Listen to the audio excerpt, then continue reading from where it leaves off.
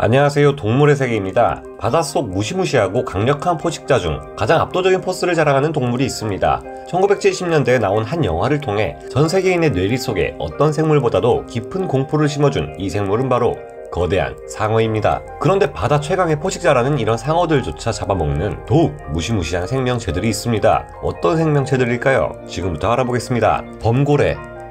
백상아리는 수많은 상어종들 중에서도 가장 거대한 포식성 상어로 최대 몸길이 6m 이상의 2톤 이상의 육중한 덩치를 가지고 있습니다. 백상아리의 치악력은 측정 결과 의외로 300kg 정도의 낮은 수치가 나왔지만 이 수치는 제대로 측정된 것이 아니라는 판단하에 학자들은 새로운 추정치를 내놓았는데요. 이 연구에 따르면 3.3m 크기의 백상아리의 경우 이빨이 앞쪽이 내는 힘은 238kg, 이빨의 뒤쪽이 내는 후치악력은 467kg이 나왔습니다. 하지만 6.4m 크기의 백상아리의 경우 전치악력이 951kg, 후치악력은 1858kg의 높은 수치가 나왔는데요. 물범과 같은 해양 포유류들을 사냥할 때는 마치 저승사자처럼 눈을 하얗게 뒤집으며 시속 40km의 높은 속도로 솟구쳐 올라 단번에 회복할 수 없는 치명상을 남기기도 하는데요. 풍기는 포스로 봐서는 백상아리가 자신보다 더 큰 상대라 해도 범고래를 압도할 것 같지만 그렇지 않았습니다. 범고래는 백상아리보다 우월한 체구를 가지고 있는데 그보다 무서운 점은 상어의 약점을 알고 이를 철저히 공략하는 지능이죠. 범고래들은 혼자서도 3m 정도 크기의 수컷 성체 백상아리를 간단히 사냥할 수 있는데요. 백상아리를 발견한 범고래는 상어가 볼 수 없는 아랫방향 사각지대에서 쫓아가다가 갑자기 속력을 내 백상아리를 들이받고 뒤집어 버립니다. 상어들은 이처럼 몸이 뒤집히면 순간적으로 온몸이 마비되는 토닉 이모빌리티 현상이 일어나는데요. 이 현상은 상어가 갑자기 뒤집혔을 때 쇼크 상태에 빠지지 않도록 하기 위해 신경 안정 물질인 세로토닌을 분비시키기에 일어나는 일입니다. 범고래는 백상아리가 계속 뒤집힌 상태로 있도록 통제하는데 이렇게 하면 백상아리는 숨을 쉬지 못해 익사하게 됩니다. 그러면 범고래는 조금씩 물어뜯기 쉬운 부위부터 느긋하게 뜯어먹으면 되는 것이죠. 보통 상어의 다른 부위에는 그다지 관심이 없고 지방이 풍부한 간만 빼먹고 버릴 때가 많습니다. 가끔 몸 길이가 5.8m에서 6m 정도 되는 최대급의 백상아리들은 주위에 범고래가 있어도 두려워하지 않는다는 말도 있습니다. 하지만 현재까지 밝혀진 바에 따르면 3m에서 5m급 정도인 대부분의 백상아리들에게 범고래들은 명백한 천적으로 분류되고 있는데요. 범고래들은 백상아리 외에도 다른 종류의 상어들을 사냥하기도 합니다. 특히 뉴질랜드 쪽에 사는 개체들이 상어를 좋아하는데 청세리상어, 환도상어, 귀상어, 청상아리 등의 다양한 중대형 상어들을 잡아먹습니다. 이때는 상어들을 몰아서 옆구리를 물어뜯거나 강력한 꼬리치기로 두들겨 패는 방법 등을 사용하기도 합니다. 물개.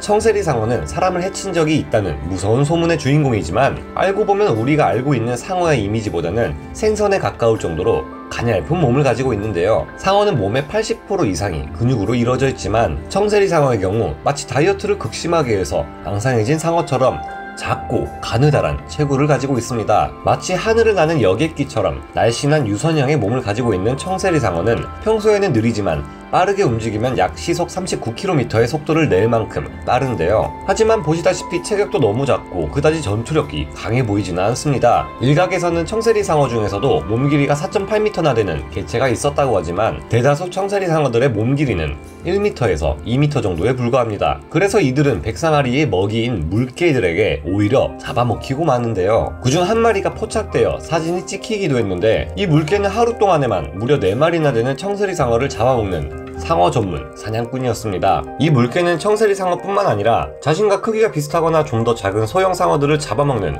포식자였다고 하죠. 거대한 악어들.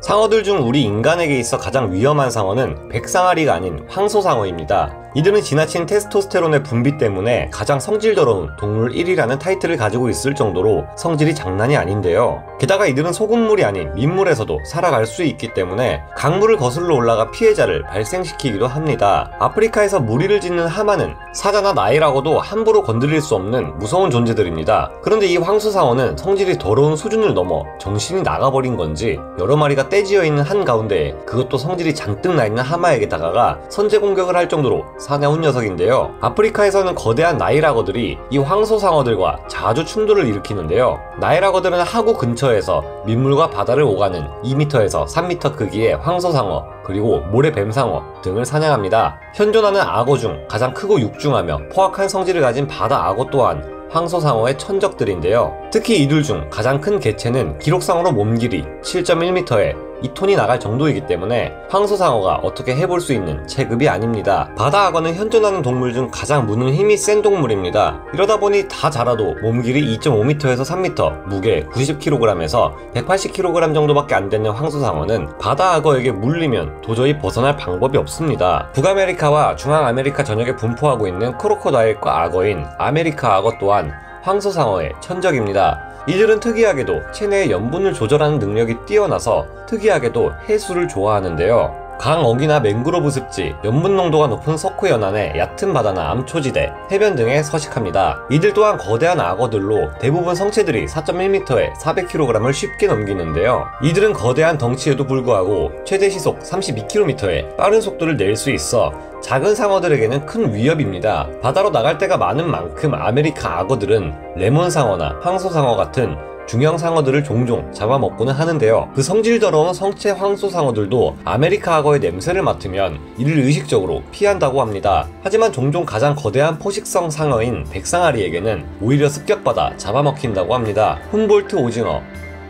훔볼트 오징어들은 몸길이 2m에 체중 45kg까지 자랄 수 있습니다. 덩치로만 따지자면 그리 위협적으로 보이지 않을 수 있지만 이들은 무는 힘이 510kg이나 되는 크고 날카로운 부리를 가지고 있으며 흙판에는 이빨과도 같은 날카로운 갈고리가 무수히 늘어서 있습니다. 무서운 점은 이 갈고리를 먹잇감에게 박아 넣은 채 360도 돌려버릴 수 있다는 점이죠. 일반적으로 이 훔볼트 오징어들에게도 상어는 강력한 적수들이지만 성세리 상어 같은 2m 크기의 상어들은 사냥당할 수도 있습니다. 한 다큐멘터리에서는 훔볼트 오징어에게 촬영 카메라를 붙여놓고 이들의 생활상을 관찰했는데 헤엄치고 있던 청세리 상어를 옆구리 쪽에서 기습 공격해 제압하는 장면이 포착되기도 했었죠. 훔볼트 오징어는 청세리 상어와 비슷한 크기를 가지고 있지만 공격력에 있어서 오히려 앞선다고 생각합니다. 훔볼트 오징어는 시속 72km의 빠른 속도로 움직일 수 있는데 이는 청세리 상어의 최대 속력을 한참 능가하는 수치입니다. 게다가 다른 포식자들과 달리 상어의 턱과 이빨이 닿지 않는 몸통 부분에 달라붙어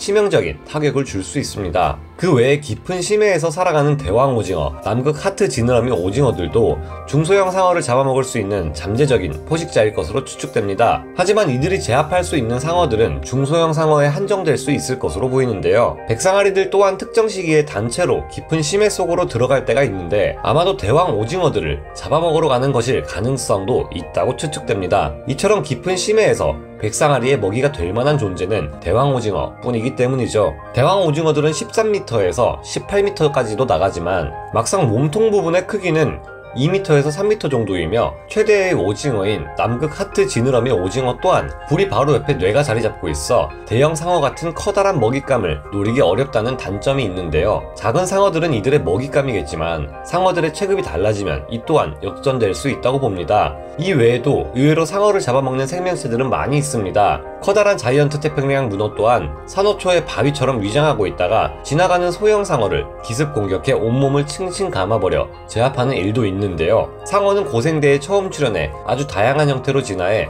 지금까지 살아온 만큼 지금 우리가 볼 수 없는 수많은 강적들을 만나왔을 겁니다. 자연에서 영원한 최강자라는 것은 존재하지 않는 것 같네요. 오늘 동물의 세계 여기서 마치고요. 다음 시간에 다시 돌아오겠습니다. 감사합니다.